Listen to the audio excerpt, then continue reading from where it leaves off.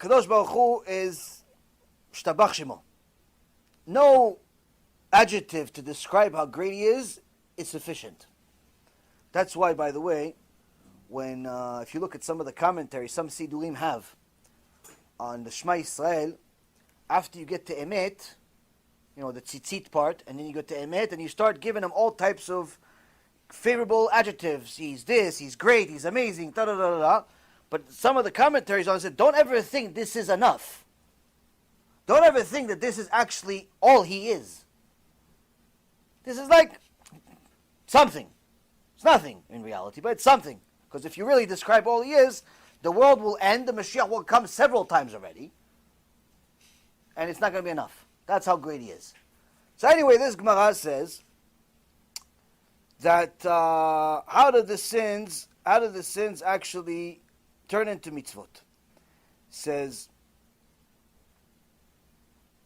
there is a pasuk in the Torah in Exodus 34, verse 7. It's a very famous pasuk that Moshe Rabbeinu tells the nation the nosei avon v'pesha v'chata'a, that HaKadosh Baruch Hu forgives the avon, the pesha, and the chata'a. He forgives the sin that you did purposefully. He forgives, that's avon. He forgives the pesha, the sin that you did not only purposefully, but mamash to get Hashem angry. And he forgives the sin that is a chet, which is an accidental sin, meaning you didn't even know it was a sin. So the Chachamim ask, how come it's disorder? Shouldn't it be first a chatanu, avinu, pashanu, meaning first he forgives the small sin that you didn't even know was a sin, then the sin you did on purpose, but because you just desire it, not because you hate Hashem. You desire to eat pork. It's not because you hate Hashem. You just like pork. You desire to do certain things, not because you hate Hashem. So forgive that too. And then eventually, maybe, hopefully, he'll forgive the big sin. The one that you are like Menashe Hashem Menachem. You look at the book of Chronicles 2, chapter 33, talks about Menashe Hashem Menachem, what this guy did. But HaKadosh Baruch Hu still accepted his tshuva. Why? Because he cried to HaKadosh Baruch Hu and he humbled himself eventually. Maybe we'll talk about that Bezrat Hashem later on. But anyway, so the Gemara talks about this. How come this is the order? So, simply speaking, it says that really this is the proof from the Torah that it's not that that's the order of him forgiving, but when a person does real tshuva, HaKadosh Baruch Hu turns his sins that were on purpose, and even the worst sins, the sins of mamash, getting Hashem angry, into a chet, into an accidental sin. That's the source from the Torah that says it. Now, in the end of the Gemara, page 86b, it says that, again, it all depends on the level of tshuva. If the person is doing tshuva purely based out of fear of punishment, he doesn't want to go to Gehenom. That's it. That's why he does tshuva. Not because he loves Hashem, not because he loves mitzvot, not because he can't wait to learn more Torah, and he literally spends every second learning. He literally spends every second thinking about HaKadosh Baruch Hu. No, he just doesn't want to go to Gehenom. Or better yet, he doesn't really understand what Gehenom is, but he understands what Gehenom in this world means. He doesn't want to get sick. He got sick one time, he felt like he was going to die, he doesn't want that feeling again. Or better yet, he never got really sick, but he has a lot of money, and he's scared to lose it. The more money you have, the more scared you are to lose it. So, he saw his friend had a lot of money, he lost all of his money, he saw what happened to his life, his wife left him, his kids left him, even the dog left him. Shem Yachem. So, he says, this guy, I don't want to be like him. He's scared to lose money. So all of a sudden he starts doing tshuva because he doesn't want to lose money. That's it. Not because he, heaven, hell, nothing. He just doesn't want to lose. So that's still good. But that will get the sins to turn into accidental sins. Because it's only fear. But if he does, just like the pasuk says, but if he does a tshuva me'ahava, it's called, tshuva from loving Hashem, where it's to such an extent that he literally does everything and anything possible to serve HaKadosh Baruch Hu. He looks for more ways to serve HaKadosh Baruch Hu. He's petrified of him, but not just of sin. He's petrified of hurting the relationship he has with him. Similar to a husband and wife. A husband, if he's a normal husband, and a wife, if she's a normal wife, they don't not hit each other because they're scared the other person's going to hit back. They're not doing it because of that. They don't not yell at each other because they're scared that the other person's going to yell back. That's not the reason. They're not going to yell at each other or hurt each other because they're scared to hurt the relationship, the connection they have. He loves us so much, he's not going to do certain things, even if he wants to. Why? Because he doesn't want to hurt the connection. He knows that if he yells at her, she's going to be offended and she's not going to want to talk to him for 3-4 hours, or maybe 3-4 days, and he can't handle that. He has to talk to her. He has to. So he wants to yell at her, but he doesn't want to. Why? Because he doesn't want to lose her for 3 days. He doesn't want to lose her for 3 hours. So that is fear. That is a fear out of love, in essence. That's the highest level of fear. You don't sin, not because you're scared only of Gehenom, it's that too, but also because you don't want to hurt the relationship you have with Hashem. And that's the beginning of actually loving Hashem. What's actually loving Hashem?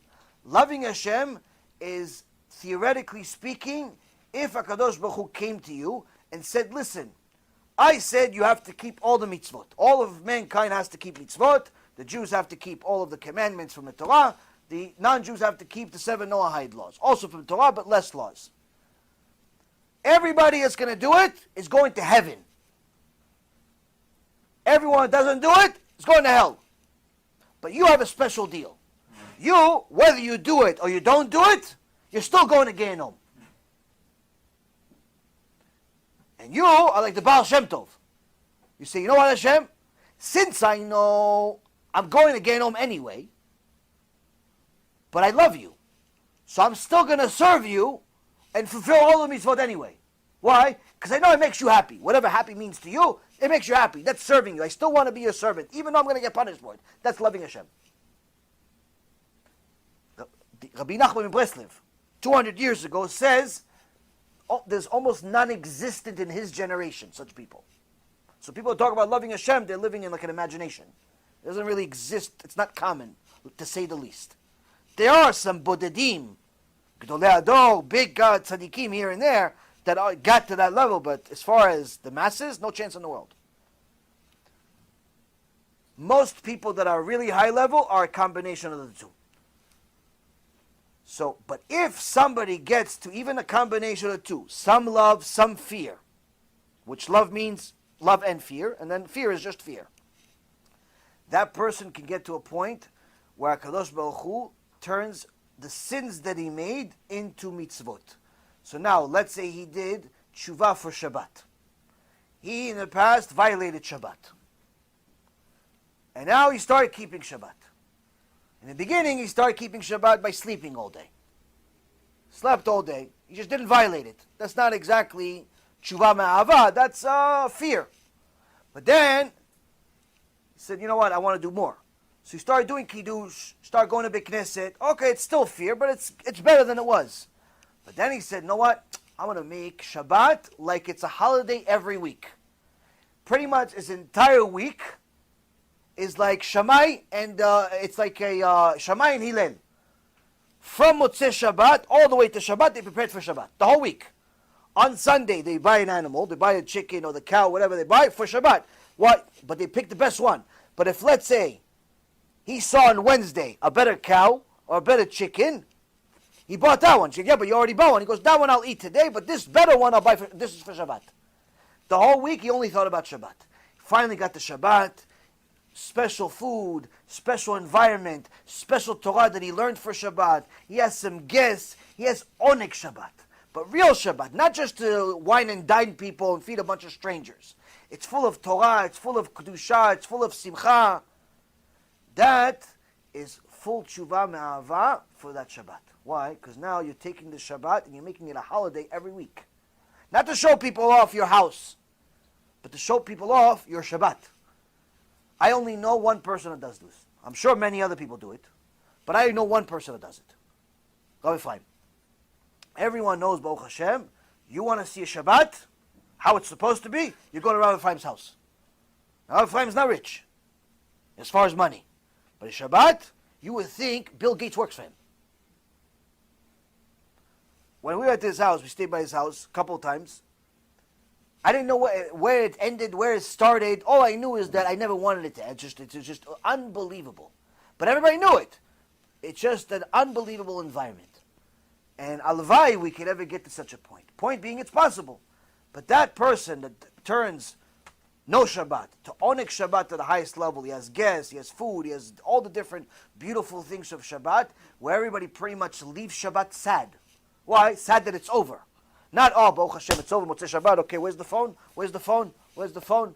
He can't wait for the phone. He can't wait to go back to work on Monday. That kind of Shabbat, I'm not even sure it's a Shabbat. But he has the type of Shabbat that he actually feels bad for ending. Ooh, that's the best Shabbat. And that's Tshuva Me'ahava. So he didn't do Tshuva Me'ahava for everything, but he did it for that. So he could literally turn his old Shabbats into mitzvot.